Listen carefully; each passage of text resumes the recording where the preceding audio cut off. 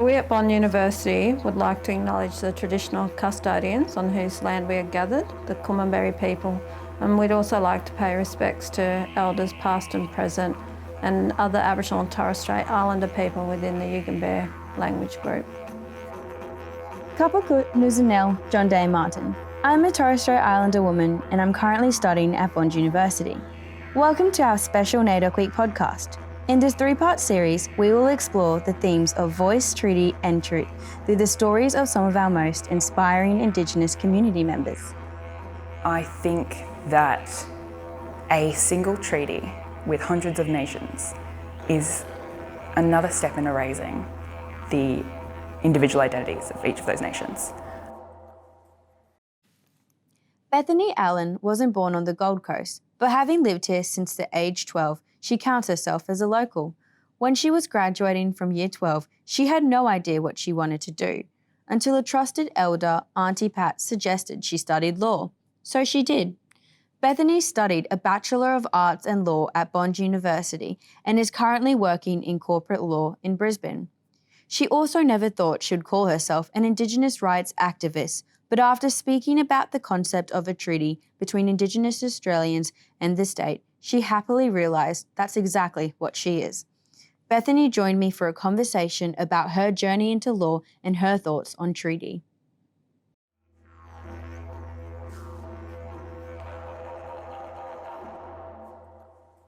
So, when did you first become aware of the idea of a treaty in Australia? I think it's something that you always, know about. I don't remember a definite point when I first considered, a treaty with Indigenous people, but I never really considered it from the legal perspective until I started law and started considering what the legal implications of a treaty and us not having one was. And that's when I started looking at it from an academic point of view and started considering really what the discussion was that was happening amongst my community. So for people that may not know what a treaty actually means, what does the treaty look like to you? I think there's a couple of answers to that question. I think a treaty at its heart is an agreement between two sovereigns, usually two countries, promising things to each other. I don't think that's what we're talking about when we talk about a treaty for Australia. First off, you're looking at hundreds of nations. And if we're talking about one treaty, that's going to be, a pretty comprehensive thing. And you're talking about something that's, we use the word makarata for a reason, and it doesn't translate exactly to treaty. Voice, treaty, truth is, a really useful catch cry, and it's really easy to remember, but makarata is about coming together after a conflict. And I think that's more than a document, and I think that's really a process more than anything. So I think, the usual definition of treaty is people sign something and say they will or won't do something. They acknowledge the past or they acknowledge the present, and they make promises. But that's not what we want in Australia, I don't think, and that's not what the conversation is about. We're talking about a process of truth-telling and a process of really mending relationships rather than just an outcome of a signed document. So then how do we build up to that process of reconciliation? I think truth-telling is the biggest thing. I think if you look at other post-conflict societies, and I like to define Australia as a post-conflict society, I think that, settler colonial states usually aren't considered post-conflict societies in the same way as Rwanda or Afghanistan are. But we are, it's been a while for some, and, not as long for others, but if you look at any other model for coming together after conflict, the biggest thing is accountability. Truth-telling. It's about making sure that the country as a whole acknowledges its history and every bit of it. We talk sort of in couch terms of stolen generation and things like that, but we haven't really dealt with, on an individual basis, the pain caused to different Indigenous groups throughout the country. And I think that's the first step, because you can't sign onto a treaty acknowledging the past if you don't acknowledge all of it, or if you don't understand all of it. And most of Australia, I would say, has no idea about our past. Even I don't know most of it. So then what do you say to people that don't know a lot about Australia's past but want to? Ask people. We live in a digital age. You can Google it. I'm sort of coming to the end of my tether with people saying, oh, I don't know anything about it, because there is so much information out there. And I like to think that, Black people don't buy it. Ask someone. If you don't have people in your community, Google it. It's all out there. Engage with people. I think that's the biggest thing. I think you can't hide behind, we weren't taught it in school, because I don't think we'll be taught it in school for a very long time. So really engaging with that truth-telling process with the people around you immediately, and then reading up on it. Well, would you say that there's a responsibility from the government to be teaching the truths of the past in school? Yes. Yeah. I think, we learn about some ghastly things in our history externally, with other countries.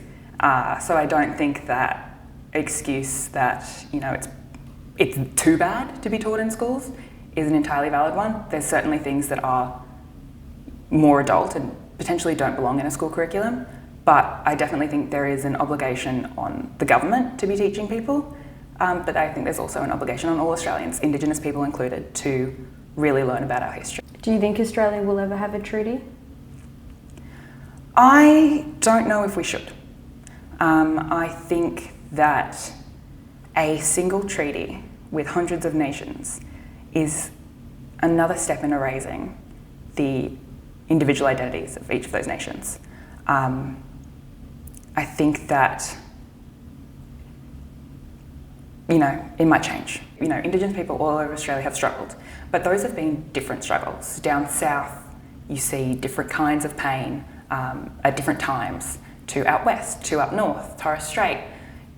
It's an entirely different identity, and it's entirely different pain that's been suffered by Indigenous people in all different parts of Australia. There are certain commonalities, but I don't think you can, stick a blanket treaty over all of them and say, yes, you've suffered because of these 3 things, or these 5 things, or these 100 things, because it's more individual than that. And I think that part of respecting pain and part of respecting a struggle is, really acknowledging each one. So do you mind touching on some of the complexities that come with the treaty and having a national treaty? Yeah, so I think the biggest thing is that when you talk about a treaty, you're typically talking about a treaty between one or more nations, and nations particularly that are recognised as such in the international world. So America and Australia or something like that. But when you're talking about a treaty with Indigenous people, you're not only struggling with whether Australia is willing to recognise Indigenous nations as nations and grant them that respect, but you're also struggling with how many Indigenous nations there are in Australia. There's hundreds, and you can have treaties at a national level, but then you're homogenising an entire very diverse group of Indigenous people. Aboriginal Torres Strait Islander being the biggest sort of distinction that most people are familiar with, but more narrow than that, you've got Koori and Murri, so Koori from New South Wales and Victoria, and Murri from Queensland. And that's a big distinction in the Indigenous community. And then more narrow, you've got language groups. And then more narrow than that, you've got nations and nationalities and extended family groups, and very sort of complex relationships between those and very distinct experiences of each of those. So I think that that's another struggle. Do you have one treaty? Do you have a treaty at state level, which is something that Victoria has looked into? Do you have a treaty at language group level? Does that homogenise large language groups with many, many nations in them, with distinct experience of those nations? Do you have treaties at nation level, and how do you manage that when in our modern Australia we've got Indigenous people moving all over the place and people who aren't from country, on country, and part of Indigenous communities? I think it's hard to enter into negotiations with hundreds of different groups. It's expensive to do so, and I think that Australia as a whole would grow frustrated with that process. So then if we can't have, say, a national treaty, how do we go about that then? I think when we're talking about, the Uluru Statement from the Heart and the Voice Treaty Truth calls that have come from that, the Makarrata Commission and investigating, an agreement-making process, really, we're not necessarily using the word treaty, is about having those conversations with all, different Indigenous communities and with all different non-Indigenous communities, and finding out what best suits our country? I don't know. I think the statement from the heart is the closest we've come to having a really individual and yet communal voice, which has come out of small talks in regional areas and then built to one big request, really. But I think that we still don't know. It's a long way off, and I think that truth-telling has to happen first before we can even begin to start looking at how to move on. Yeah, and well, for people that may not know about the statement from the heart, could you just tell us a little bit about it? Yeah, I'm not an expert, but essentially it is a document that's come out of a convention held at Uluru, which had delegates from Indigenous nations all over Australia. And it had as its sort of talking points, I suppose, items that had come up at regional discussions all over Australia. So it was a very, very long period of consulting with Indigenous communities from all over Australia individually, and then bringing all of those recommendations and those requests together for a discussion at Uluru. And what's come out of it was a request for a voice to Parliament, which isn't a separate government or anything like that. It's more of a way of speaking on how our laws might affect Indigenous people, because that's something that's been ignored for so long. A Makarrata Commission to investigate agreement-making processes with Indigenous people, and that might be a treaty, it might be something else. And truth-telling. And that truth-telling might be in the form of a Truth and Justice Commission, like we saw in post-apartheid South Africa, or different courts that we've seen in other post-conflict societies. And I think that those three things are things that Indigenous communities have called for years. We've used the word Makarrata in the context of Indigenous civil rights for decades, but it's a really, a concrete, tangible request by Indigenous Australia as a whole for change. Yeah, and what was the government's response to the Uluru Heart Statement? Statement from the Heart? Statement from the Heart. Not great.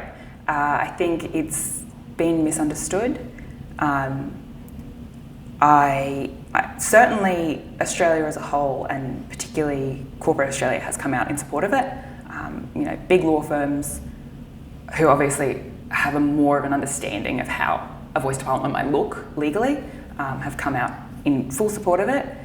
But the government has been hesitant to change the way our country is structured. But I think that's a resistance that's completely understandable, because the structure of our country for the majority has been good, but it certainly hasn't been good to Indigenous people. So maybe that's resistance we'll get over. It's something we saw before, getting the vote, something we saw before being able to own property or being counted as Australians in the census. So we'll see what comes out of it. It's relatively recent still, and who knows? Yeah. So what role would you say education plays in a treaty? I think that education is the biggest part of any treaty making process or any agreement making process.